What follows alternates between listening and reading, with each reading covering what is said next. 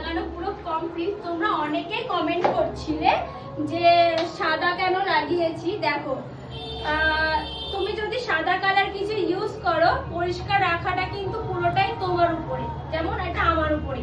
আমি যেমন সাদা টাইলস লাগিয়েছি সেরকম আমাকে পরিষ্কার রাখতে হবে। আর আমার আগে রান্নাঘরে কিন্তু সাদা টাইলসই লাগানো ছিল।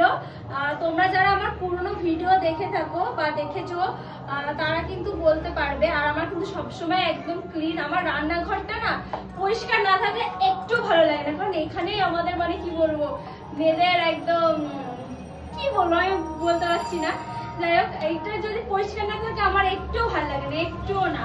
আমার শোয়ার বেডটা পরিষ্কার লাগবে আর হলো গিয়ে এটা রান্নাঘরটা লাগবে। তো দেখো একদম মনের মতো। আর আমি তো চাইছিলাম একটু অন্যরকম করবো। আর আজকাল কিন্তু আমার মনে হয় কাপ প্লেট কেউ বসায় না, তো আমি একটু অফ হোয়াইটের মধ্যে চেয়েছিলাম। আর এটা কিন্তু একদম সাদা না, অফ হোয়াইট। তো যাই হোক, এখন অনেক অনেক কাজ বাকি। এটা আপাতত কমপ্লিট হয়ে গেছে। ছবি দিল।